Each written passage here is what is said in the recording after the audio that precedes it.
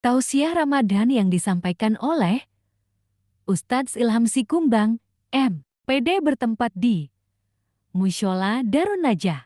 Salli ala Sayyidina Muhammad wa ala alihi wa ashabihi ajma'in.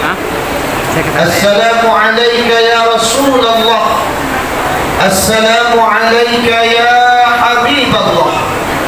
Sama-sama kita bermohon kepada Allah agar salawat dan salam kita disampaikan kepada Sayyidil Mursalin wa Khataman Nabiyyin, imam para nabi, ikutan para rasul, yakni Nabi besar Mustafa Muhammad sallallahu alaihi wasallam.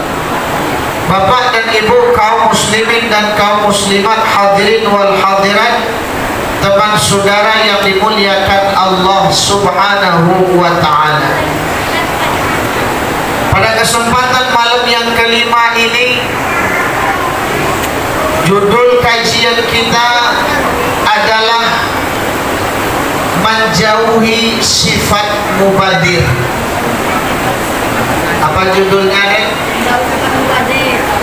Jauhi sifat mubadir. Bapak dan ibu teman saudara yang dimuliakan Allah subhanahu wa ta'ala, sebelum kita lanjutkan, saya mau bertanya kepada bapak-bapak dan ibu-ibu. Sekarang sudah malam yang kelima. Alhamdulillah berkat rahmat Allah, kita masih melaksanakan ibadah puasa siang hari dan tarawih di malam harinya. Maka hal yang banyak terjadi di tengah-tengah masyarakat, sifat mubadir atau berlebih-lebihan. Mubadir itu sebagaimana Allah katakan dalam Al-Quran, wala tubadir innal mubadirina kanu ikhwana syayatin. Jangan kalian bersifat mubadir, karena yang namanya mubadir adalah teman syaitan. Bahwa yang namanya mubadir, kata Allah, adalah teman syaitan. Kenapa mubazir itu teman syaitan, bapak dan ibu? Kenapa mubazir teman syaitan? Karena orang-orang yang mubazir mayoritas adalah orang-orang yang membeli atau mendapatkan sesuatu sesuai keinginan, kadang-kadang tidak sesuai kebutuhan. Itu namanya mubazir. Contoh, ketika pergi ke pasar takjil, pasar Ramadan, pasar berbuka, tempat orang menjual pembukaan takjil, itu kalau keinginan, semua yang ada itu tidak diborong semua. Iya bu, semua jenis makanan, semua jenis minuman, semua jenis gorengan, semua jenis cemilan, keinginan kita ingin dibeli semua. Tapi buktinya, ketika beduk berbunyi, azan berkumandang, diminum air segelas, diminum dimakan gorengan 1 atau 2, dimakan kurma 3 atau 5, itu sudah kenyang. Iya pak. Terus yang kita beli yang banyak tadi bagaimana? Kasudahannya balik. Pado tabuang bau kamu sholat. Tapi nggak di sini, di tempat saya banyak begitu. Pado tabuang pak. Pado tabuang antar sulah kamu sholat itu habis itu. Jadi akhirnya tidak mendapatkan keutamaan sedekah. Sedekah dan infak itu harusnya lan tanalul birra hatta tunfiqu mimma tuhibbun. Yang kita infakkan, yang kita sedekahkan adalah sesuatu yang sangat kita suka.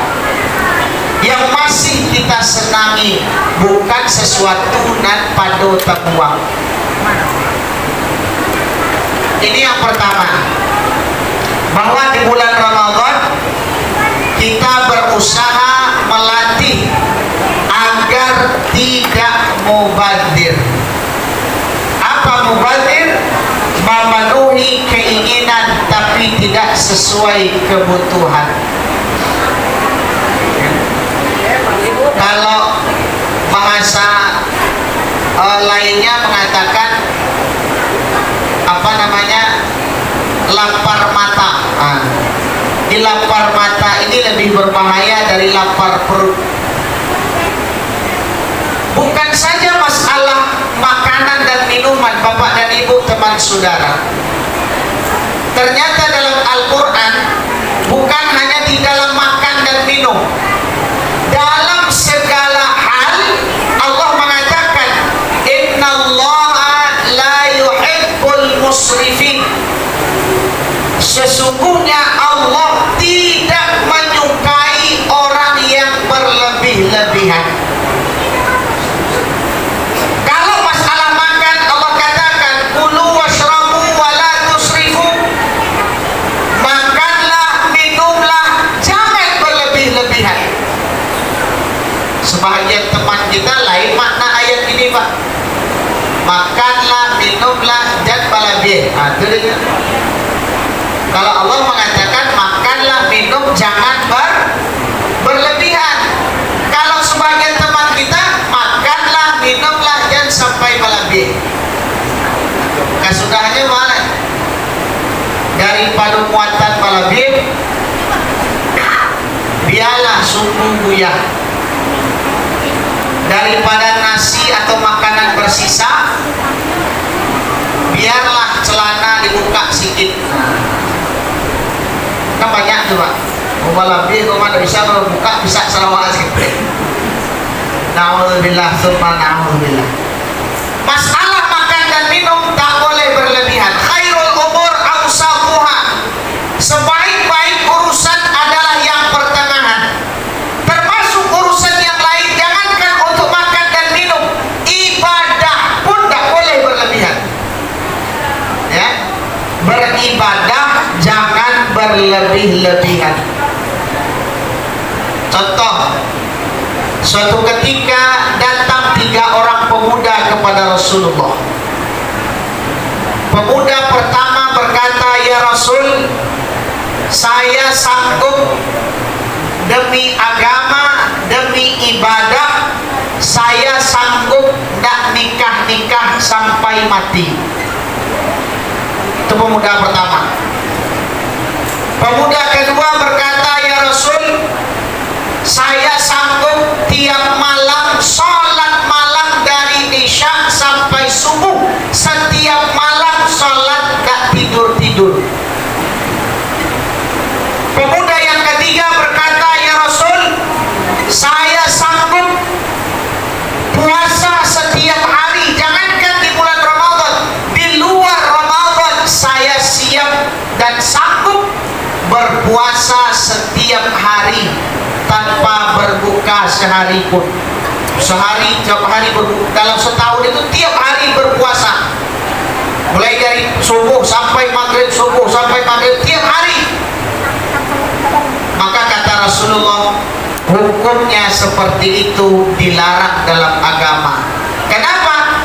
Kalau walaupun niatnya ibadah, tetapi itu sudah termasuk berlebihan. Tidakkah kalian meniru aku, kata Rasul? Aku adalah Rasul Allah, aku manusia terbaik, aku manusia yang paling taat kepada Allah, aku manusia yang paling takut kepada Allah, dan aku manusia yang paling kenal dengan Allah. Di saat malamnya datang, aku tidur, dan di saat aku terbangun baru aku salat. Kenapa? Karena yang namanya mata punya hak untuk tidur, tubuh punya hak untuk istirahat. Untuk sholat saja, Bapak dan Ibu, tiap malam sholat tak tidur-tidur, hukumnya dilarang oleh Nabi. apalagi untuk bampuk main domino. Ya. Tapi nggak ada di sini. Musala Darun Najah ini nggak ada orang bampuk, Pak nak. Nggak ada. Main domino, main koa, main remi nggak ada. Main game sampai subuh nggak ada orang di Musala Darun Najah ini. Ya. Iya Pak. Ya. Di Musala Darun Najah ini nggak ada. Tapi keluar dari musala itu selepas dari musala ini tidak tahu kita. Cuman yang jelas di musala Darun Najah ini tidak ada orang bertanggang gara-gara main koa, main domino, main remi, main game, ya. Main apa lagi? Main judi online tidak ada. Untuk sholat tahajud saja setiap malam tanpa tidur dilarang oleh Nabi. Apalagi untuk hal-hal yang menghabiskan waktu atau bahkan untuk maksiat. Ada lagi pemuda yang kedua datang, ya Rasul, saya sanggup tak berbini sampai mati. Kata Rasulullah, siapa yang engkau tiru? Bukankah aku Rasulmu? Iya, aku beristri dan aku punya anak dan keturunan. Jadi kalau ada umatku tak senang dan tidak suka dengan namanya pernikahan, an-nikahu sunnati faman raghiba an sunnati falaisa minni. Siapa nikah itu adalah sunnahku, kata Nabi. Siapa yang tidak senang dengan sunnahku berarti bukan umatku. Jadi kalau ada pemuda-pemudi malam ini berniat tak nikah-nikah sampai mati karena satu dan lain hal atau pernah tersakiti, berarti hati-hati, siap-siap keluar dari umat Nabi. Kenapa? Karena fitrahnya kita manusia. Jangankan kita Pak, Adam dan Hawa, Adam saja di surga Allah ciptakan, tidak senang dia di surga sendirian, maka dia berdoa kepada Allah agar Allah berikan pasangan. Akhirnya Adam di surga, Allah ciptakan Hawa istrinya pun di surga. Lain di sarunggo tuh Pak, merasa kesepian Adam, sehingga Allah berikan pasangan hidupnya Siti Hawa. Ini fitrah. Saya sering hadir di forum kerukunan umat beragama. Tokoh-tokoh agama di Indonesia, 6 agama yang diakui secara resmi di Indonesia, mayoritas 5 selain Islam, itu tokoh agamanya tak boleh nikah sampai mati. Agama Kristen, Katolik, Protestan, apalagi Hindu, Buddha, Konghucu, mayoritas tokoh agama mereka kalau sudah dilantik jadi tokoh agama, kalau sudah dianggap sebagai manusia suci, tidak boleh berbini sampai mati. Kalau perempuan tidak boleh belaki sampai mati. Hanya Islam. Ya? Jadi suatu ketika Bapak dan Ibu, pendeta dengan kiai satu pesawat. Pendeta dan kiai satu pesawat. Ketika di atas pesawat, pramugari menyuguhkan minuman keras. Apa kata Pak Kiai? Enggak, saya enggak minum minuman keras. Yang pendeta diambilnya minuman itu, dia minum. Apa katanya? Seenak ini, masa engkau enggak mau minum? Kata Kiai, haram dalam agama kami. Agama macam apa mengharamkan yang enak? Seenak ini minuman dianggap haram. Tak masuk akal. Kata pendeta, turun dari pesawat, ternyata Pak Kiai disambut oleh istrinya. Sang pendeta tidak ada yang nyambut. Yang nyambut cuma sopir taksi. Ditanya oleh Pak Kiai, Pak Pendeta pulang pakai apa? Pakai taksi online. Tidak ada istri yang nyambut. Tidak ada, haram di agama kami beristri. Apa kata Pak Kiai? Seenak itu beristri, masa diharamkan?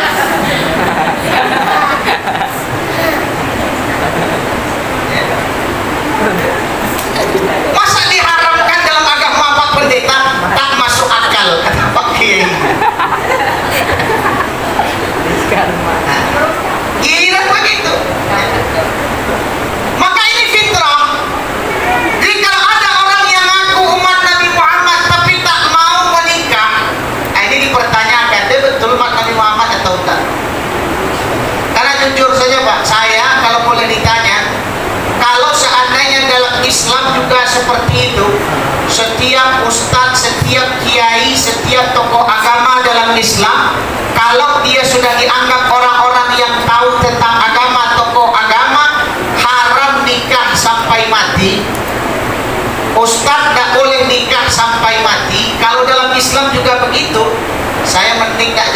aja sekalian Pak. Bagi Pak. Ya Pak, saya dapat tambuh. Aku udah boleh sih, saya udah boleh Pak. Lu cara. Bapak dan Ibu teman saudara yang dimuliakan Allah, jangan berlebihan. Yang ketiga datang pemuda, ya Rasul, aku sanggup berpuasa setiap hari di luar Ramadan. Kalau Ramadan jelas, di luar Ramadan aku sanggup puasa setiap hari. Puasa apa namanya? Puasa wisol. Kata Rasul, hukumnya haram. Puasa setiap hari tanpa ada berbuka itu hukumnya haram. Kalaupun engkau ingin puasa, puasalah seperti puasanya Nabi Daud. Sehari puasa, sehari berbuka. Sehari puasa, sehari tak puasa. Sehari puasa, sehari tak puasa. Itu baru boleh.